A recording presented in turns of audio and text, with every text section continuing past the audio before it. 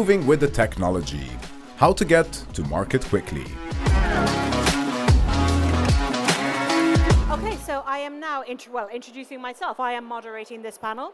So we're looking at moving with the technology. In particular, I want to address how bootstrapping and kind of young, agile companies can make an impact faster in this space than the large behemoths. So I'd like to ask the panelists to come to the stage. So Michael and Kevin, would you like to join?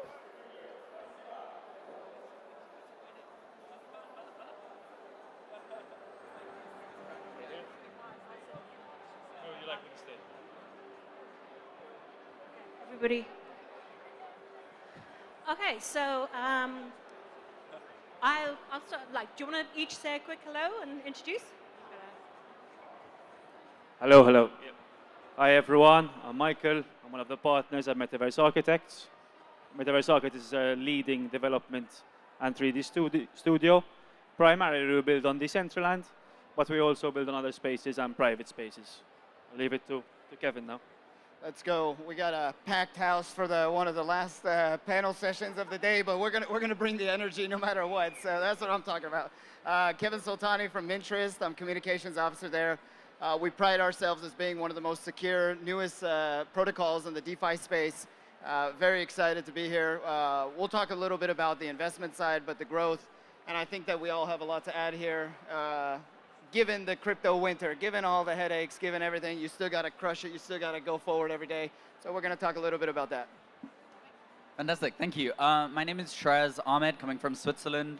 I'm the managing partner of Storm Partners and also the co-executive director of the Crypto Valley Association. So yeah, looking forward to the panel.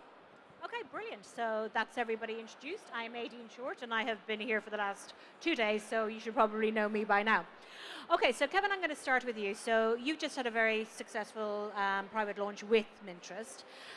Why?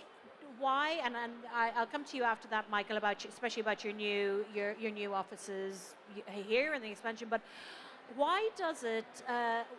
Why can a company like Mintrist and any other, new, agile, hungry company, what do you have that the big companies don't? Why can you get out there faster?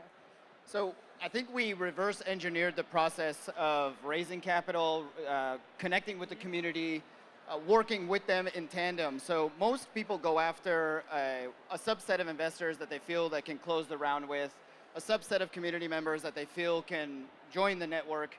What we did is we didn't close the ticket size to any specific number. The average ticket size was about 250,000, which is average. In DeFi, that's quite low, give or take. It depends who you compare it to. But what we did that, instead of going after 5, 10, 15, we went after 50 to 100. And most of those had put in that average ticket size for the purpose of a great new protocol. And what that equated to was building the community at the same time. Not only are those investors, are those VCs bringing in their networks, right? We're also gaining the trust over the last year and a half. No one's perfect. We've had to push back deadlines. We've had to push back, we've had 5 security audits, much more than a lot of our competitors. So growing the investor network, getting the money in, and the community at the same time, to be honest, kind of in the long run saved us a lot of money, not just going after community alone, which is a science in and of itself. So working with those two in tandem was a successful for us, and our private launch just happened about 10 days ago. We're happy to say about 5.2 million in TVL in the first 5 days. And we're kicking and screaming with zero marketing. Not a single dollar of marketing has gone out just yet. And public is coming up soon. I can see you nodding. You're in agreement? Yeah, definitely. I mean, I think from when we're talking about the bigger companies, what do they don't have or what do they have, and compared to what the startups do, I would definitely say that use the metaphor of a big cruise ship, right? I mean, if a cruise ship wants to turn 90 degrees, it's going to take them much longer than it would for a speedboat. So I think startups do have that versatility. They do have the ability to be able to move faster, especially, for example, what just happened with USDC over the weekend. For example, BlackRock or another larger entity can't divest from USDC and be like, okay, maybe there's some issues with Circle. We're going to go and use, let's say, maybe USDT or something like this. They've made, let's say, board level decisions that they're going to commit to Circle. They can't switch like that. Whereas a startup can easily be like, okay, look, today it no longer makes sense to use USDC, which I actually don't personally believe, but let's use it just as an example here. We can switch one day to the next to USDT and not take that risk of what could happen in the interim period. Okay. And I see you nodding as well. What are your thoughts from Metaverse Architect point of view? I mean, I would say our main strength is the fact that our team is very young. We have an average age of around 24. Therefore, yeah. I was going to swear again. Really? Yeah, Oh my God, yeah, okay. yeah. So we grew up in a generation where most of them are playing Minecraft, etc. And this passion has turned into a sort of business.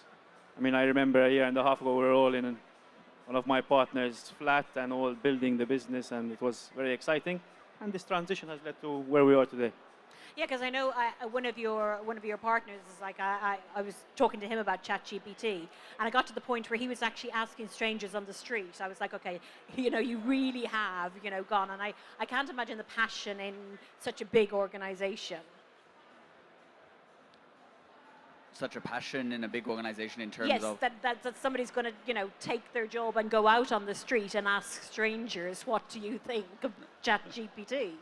Yeah, I mean, look, ChatGPT 4 just came out, right? I think it's definitely going to revolutionize a lot of businesses. I was actually speaking with some C-suite members yesterday. I was like, do you really use ChatGPT? Because so many people are talking about it. People are like, oh, I wrote my email apology or resignation letter via ChatGPT. Then I was thinking like, okay, because me as a CEO of my business, I work with people. I don't necessarily do a lot of emails, which are kind of, let's say, content heavy. They're quite quick communications. And I was really asking them, like, I haven't used it practically speaking for the time being with regards to what I do. Our teams do, so our lawyers do, our marketeers do. They use all types of tools. But for me, communicating with them, it would feel very, unpersonal for me to kind of speak with my team, my close team like that. So I think it's definitely going to revolutionize a lot of things.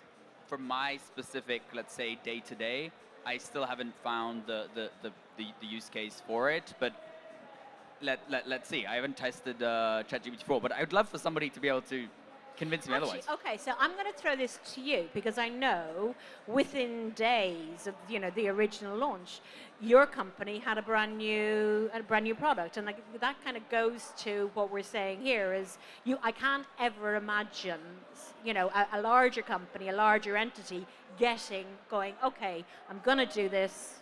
Here you go. So Yeah, I mean, the speed at which we're building new products is crazy. Last year, it would take us, even for a small product, to increase revenue, maybe a month, 5 weeks. The last product we created under the company took us 24 hours to build the website, the content, and to get customers on board. And this is all due to ChatGPT. Yeah. All. Yeah. So it's phenomenal. We're using it everywhere.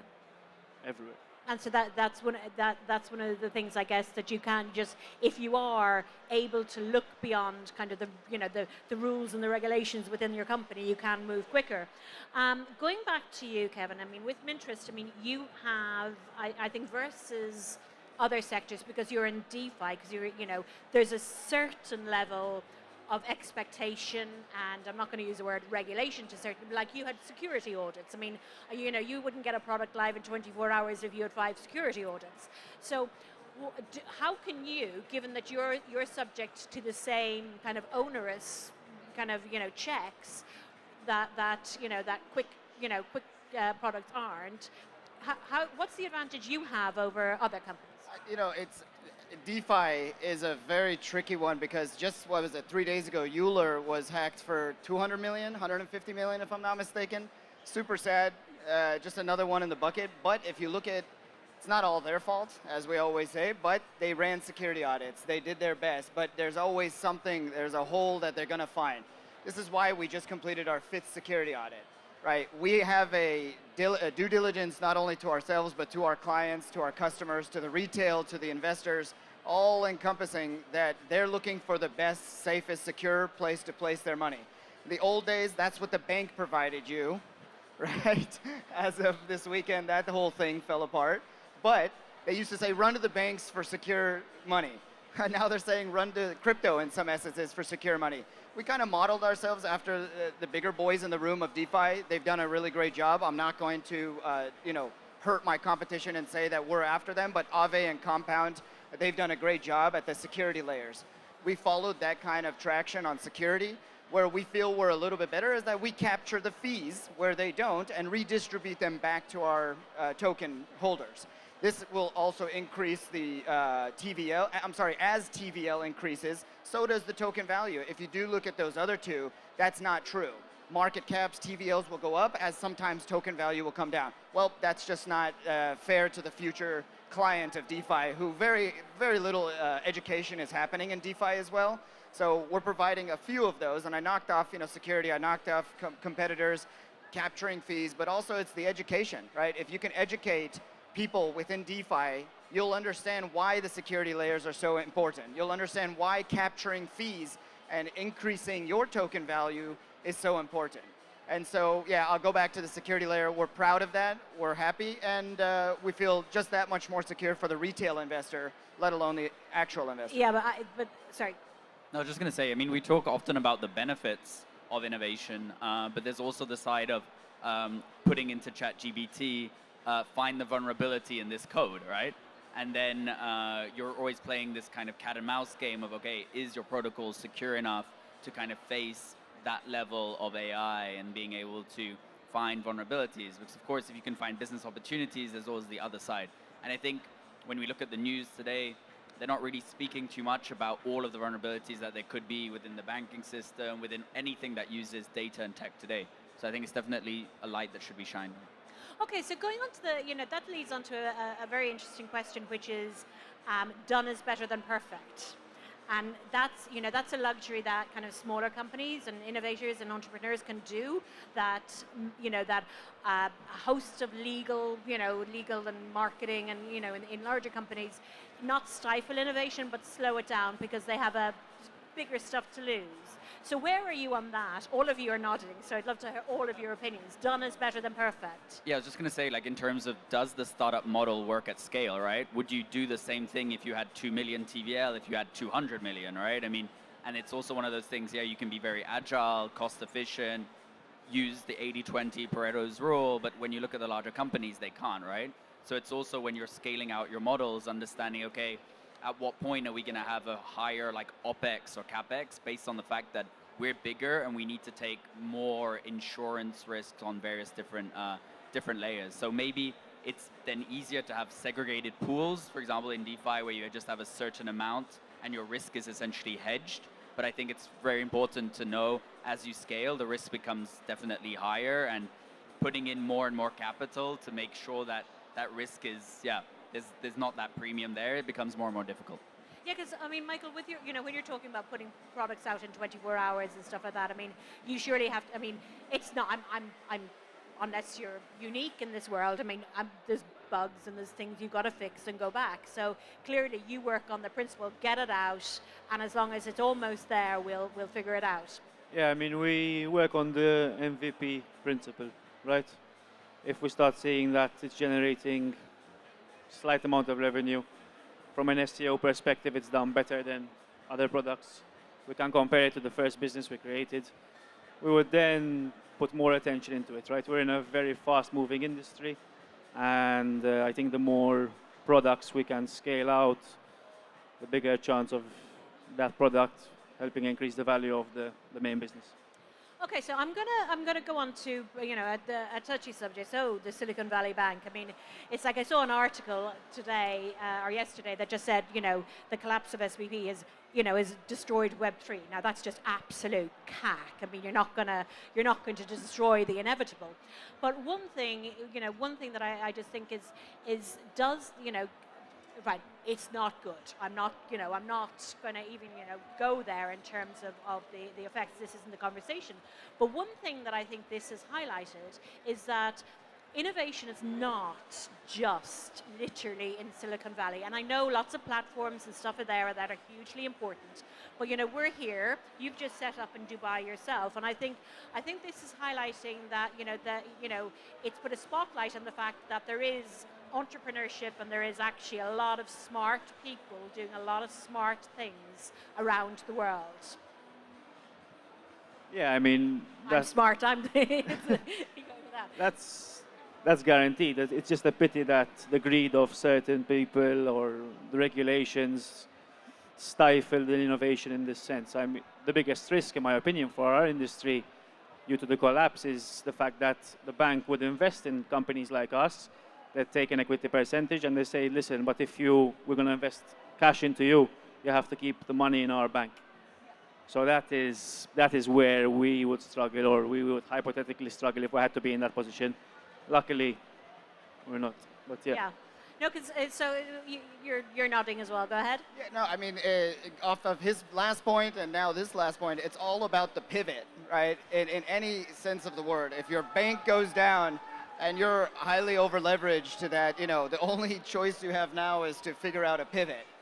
Whether that's to scale back, scale forward, fail fast, fail forward, all these cliche, valley talk, it's facts. It works, right? You do have to pivot, and I'd say smaller, SME companies in the blockchain crypto space have that, can afford to pivot, right? Can afford and should be ready at any moment, especially in DeFi. You invest in people. Hacks. You invest in people because it's like what you start out doing is very rarely what you end up doing. It's like, and it is about that. So, so again, that's where kind of a smaller, fresher company, especially a young one like it's still playing Minecraft and stuff like that. It's like, if your average age is 24, you're more flexible than a company that has 7, HR departments and legal departments and, and playbook that governs what can and can't be done.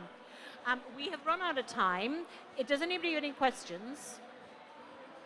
So I have one last one then before we go on, and so with regards to the the innovation versus the kind of larger companies, a lot of the larger companies happy to hang back and buy their way in. How do you feel about that? It's like, so they're happy for, well, of course, yeah, but like the innovators, all of the risk is being taken. And then they're just going to go, okay, see which ones are left in a year's time. Is good, bad, indifferent? I mean, personally, there's not much to think about. It's just the way the capitalist system works. Yeah. It's adapt or die. The founders who want to keep the company and really have a passion stay in it for the long run, right? Regardless of any potential investment in the future. I mean, look, in DeFi specifically, the banks are coming. They're going to offer a solution in some sense of the word. You can call it CDeFi, which is centralized, decentralized financing. But when they offer my mother a solution to move her money from her savings account, which used to be in America a certificate of deposit that could be 5-10%, and they give her some other solution of 10-15% to compete with DeFi, which are hundreds of percents potentially, Chase Bank will win that fight, right? Not now. We're not even close. Regulations need to come in. A lot needs to happen on innovation, but we're headed that direction. You could call it via CBDC, or you could call it a Chase token. I'm not going to make that prediction. However, I know they're coming, and their security audits, their everything is going to be 10x ours, but they're going to be in the shadows for now. So that's a little bit of how DeFi. They hang back. Okay, I have literally, he's on the phone now, but he has actually warned me to stop talking. So thank you very much. That was very interesting. And Michael, good luck with the new offices here in Dubai, and congratulations on your launch. And thank you very much to Shisha. Thank you very much. Thank you guys. Thanks for coming. Thanks everybody.